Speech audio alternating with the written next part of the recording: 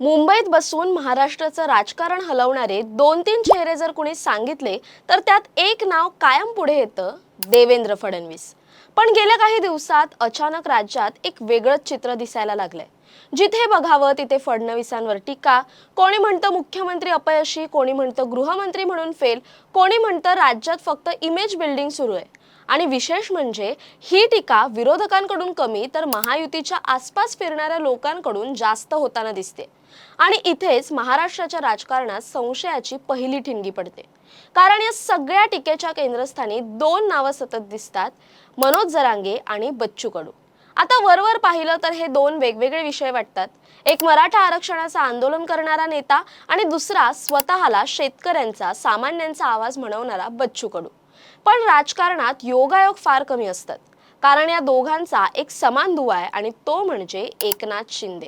मनोज जरांगेंबद्दल महाराष्ट्रात ही चर्चा काही नवीन नाही की त्यांना शिंदे गटाकडून कायम सॉफ्ट कॉर्नर मिळाला. जरांगे जेव्हा जेव्हा आंदोलनात आक्रमक झाले तेव्हा तेव्हा त्यांचा रोख सर्वाधिक कुणावर होता? देवेंद्र फडणवीसांवर. पण आश्चर्य म्हणजे शिंदे मुख्यमंत्री असतानाही जरांगेंनी कधी एकनाथ शिंदेंविरोधात त्या लेवलची आक्रमकता दाखवली नाही. ही गोष्ट फक्त राजकीय वर्तुळात नाही तर सामान्य लोकांमध्येही चर्चेचा विषय बनली. कारण जरांगे सरकारवर बोलतात पण टार्गेट बहुतेक वेळा फडणवीसच असतात. आणि म्हणूनच आता विरोधकांपेक्षा भाजपच्या आतल्या गोटातच प्रश्न विचारले जाऊ लागलेत. जरांगेंचा बोलवता धनी नेमका कोण? कारण उद्योग मंत्री उदय सामंत जरांगेंना भेटतात आणि त्यानंतर आंदोलनाची भाषा सुरू होते. गुणरत्न सदावर्ते तर थेट म्हणाले, उदय सामंत भेटल्यापासून जरांगेंना उदय झाला. आता ही टीका फक्त जरांगेंवर नाही तर अप्रत्यक्षपणे महायुतीतील अंतर्गत पॉवर गेमवर आहे. आणि दुसऱ्या बाजूला आहेत बच्चू कडू. स्वतःच्या अचलपूर मतदारसंघात पराभूत झाले, राजकीय अस्तित्व टिकवण्यासाठी विधान परिषद आमदारकीचा मार्ग शोधू लागले आणि शेवटी शिंदे यांच्या शिवसेनेत दाखल झाले. हे सगळ्या महाराष्ट्राला माहितीये. पण आता हेच बच्चू कडू अचानक फडणवीसांच्या विरोधात बोलायला लागलेत. कधी म्हणतात सर्वे झाला तर शिंदेंनाच मुख्यमंत्री पदासाठी पसंती मिळेल, कधी भाजप शिवसेनेत काल्पनिक दरी निर्माण होईल अशी विधानं करतात. म्हणजे पिक्चर काय दिसतंय? एका बाजूला जरांगे, दुसऱ्या बाजूला बच्चू कडू आणि दोघांचाही इनडायरेक्ट टार्गेट देवेंद्र फडणवीस. आणि म्हणूनच आता महाराष्ट्राच्या राजकारणात कुजबूज सुरू झाली आहे की पडद्याआड काहीतरी मोठं शिजतंय का? कारण नेमक्या याच काळात शरद पवार अचानक ऍक्टिव्ह झालेत. राष्ट्रवादीत विलिनीकरणाच्या चर्चा, पवार कुटुंब विरुद्ध इतर नेते संघर्ष, रोहित पवारांचे अग्रेसिव्ह मूव्स, सुनेत्रा पवारांभोवती निर्माण झालेली अस्वस्थता, हे सगळं सुरू असताना जरांगेंच्या आंदोलनाला नवी उकळी येते. आणि म्हणूनच राजकीय वर्तुळात एक मोठा प्रश्न विचारला जाऊ लागलाय, शिंदे आणि शरद पवार यांची पडद्याआड छुपी अंडरस्टँडिंग तर नाही ना? कारण जरांगेंचा राजकीय टायमिंग हा कायम चर्चेचा विषय राहिलाय. जेव्हा जेव्हा राज्यात कुठलं मोठं राजकीय इक्वेशन बदलतं तेव्हा तेव्हा जरांगेंचं आंदोलन अचानक ऍक्टिव्ह होतं. आणि म्हणूनच अनेक जण म्हणतात हे फक्त सामाजिक आंदोलन नसतं, त्यात पॉलिटिकल सिग्नलिंग सुद्धा असतं.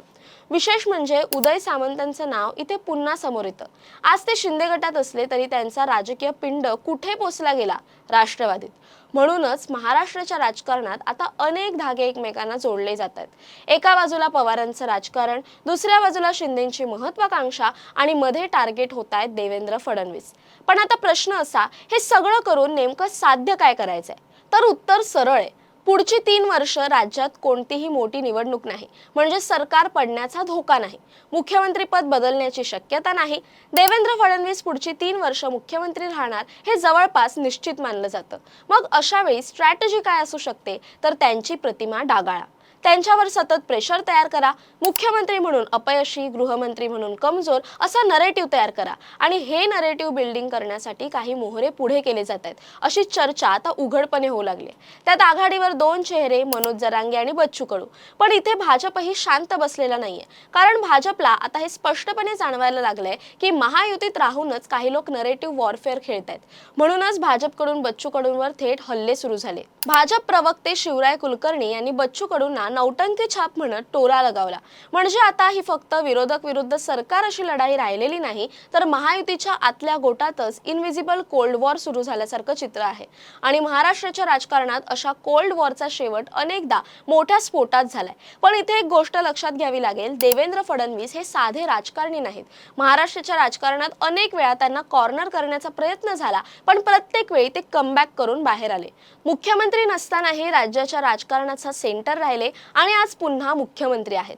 म्हणूनच आता सगळ्यांचं लक्ष एका गोष्टीकडे लागलंय. या वेळेलाही फडणवीस बाजी पलटवतील की यावेळी विरोधक आणि नाराज गटांनी तयार केलेलं प्रेशर पॉलिटिक्स खरंच त्यांना फटका देईल. कारण हे फक्त टीकेचं राजकारण नाही, हे परसेप्शनचं युद्ध आहे. आणि महाराष्ट्राच्या राजकारणात परसेप्शन बदलला की समीकरण बदलायला वेळ लागत नाही. आज जर नरेटिव्ह तयार झाला की सरकारमध्ये सर्व काही सुरळीत नाही, महायुतीत अंतर्गत संघर्ष आहे, मुख्यमंत्र्यांनाच टार्गेट केलं जातंय, तर त्याचा दुर्गामी परिणाम होऊ शकतो. पण दुसऱ्या बाजूला जर फडणवीसांनी पुन्हा एकदा हे सगळं न्यूट्रलाइज केलं तर विरोधकांसोबतच महायुतीतील नाराज गटांचंही मोठं नुकसान होऊ शकतं. कारण महाराष्ट्राच्या राजकारणात एक गोष्ट कायम खरी ठरली आहे, देवेंद्र फडणवीसांना संपवायचा प्रयत्न अनेकांनी केला, पण प्रत्येक वेळी ते अधिक ताकदीने परत आले. आणि म्हणूनच आज सुरू असलेला हा राजकीय खेळ फक्त आरोप प्रत्यारोपांचा नाही, तर हा पुढच्या काही वर्षांच्या महाराष्ट्राच्या सत्ता समीकरणांचा ट्रेलर असू शकतो. दरम्यान या सर्वाबद्दल तुम्हाला काय वाटतं कमेंट करून नक्की कळवा. तसेच अशा नवनवीन व्हिडिओसाठी टाइम महाराष्ट्राला सबस्क्राईब करा. धन्यवाद.